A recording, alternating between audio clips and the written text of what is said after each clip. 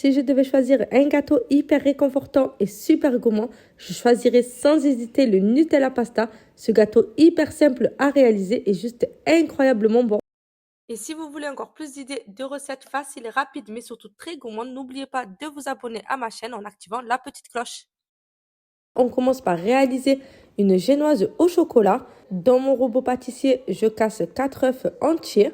J'ajoute 120 g de sucre blanc et ensuite je mets en marche mon robot sur la vitesse maximum et je laisse fouetter ma préparation pendant environ 5 minutes. Et comme d'habitude, on ne perd pas de temps. Pendant ce temps, je vais préparer ma farine avec mon cacao en poudre non sucré. Je mets au total 30 g de cacao et 90 g de farine. Je mélange bien à l'aide d'une cuillère jusqu'à ce que mes deux ingrédients soient bien assemblés. Je viens ensuite, au bout de 5 minutes, arrêter mon robot. Je peux voir que mes œufs et mon sucre ont doublé de volume. Je peux voir qu'un joli ruban se forme lorsque je lève mon fouet. C'est donc que c'est bien monté. J'ajoute ensuite en 3 fois mon mélange de farine et de cacao en poudre. Et là, je vais tout simplement commencer à mélanger délicatement à l'aide d'une maryse. Surtout, je vous conseille de ne pas utiliser de fouet pour éviter que votre préparation ne retombe. Et un autre conseil vraiment pour avoir une génoise bien haute qui monte à la cuisson et qui ne soit pas compacte mais bien aérée, bien moelleuse, c'est de prendre vraiment le temps d'incorporer délicatement le cacao et la farine. Je vais ensuite tout simplement récupérer mon moule à charnière. Je dépose une papier de feuilles sulfurisées sur le fond et je mets aussi des feuilles sulfurisées sur les côtés. Je verse ma pâte et je vais tout simplement enfourner à 180 degrés pour 15 à 20 minutes, pas plus. J'étale bien ma pâte à l'aide d'une maryse et je vais tapoter mon plat contre le plan de travail pour évacuer toutes les bulles d'air. Vraiment, c'est très important pour avoir une génoise bien moelleuse comme je vous l'ai dit. Au bout de 15 minutes, je récupère ma génoise. J'ai vérifié à l'aide d'un couteau si elle était bien cuite. C'était le cas. Et je vais attendre qu'elle refroidisse complètement avant de démouler.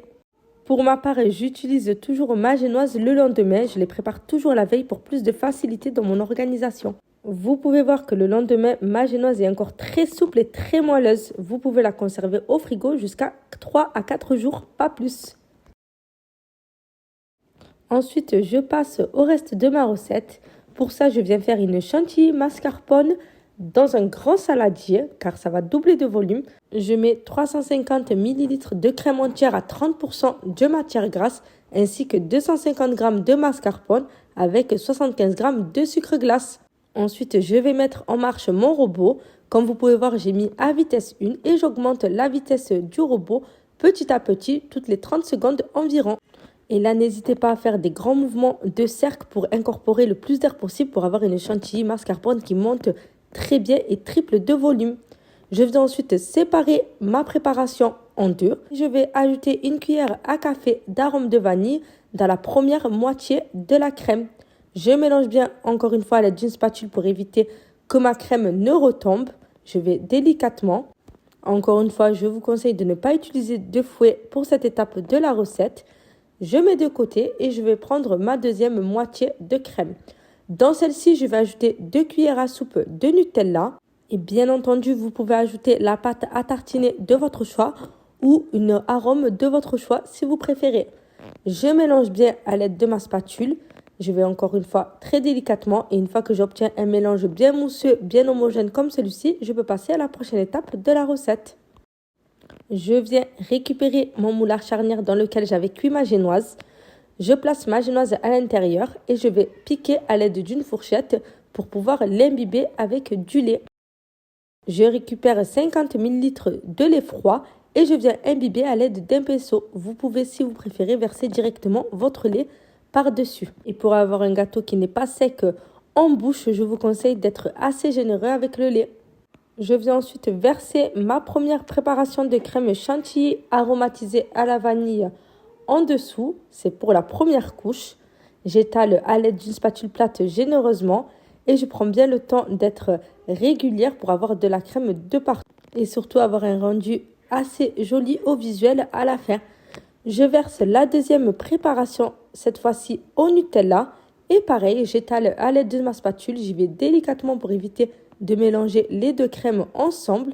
Et pareil, j'essaye d'être le plus régulière possible pour avoir un beau rendu. Je place au frais pendant 15 minutes le temps de préparer ma ganache au chocolat.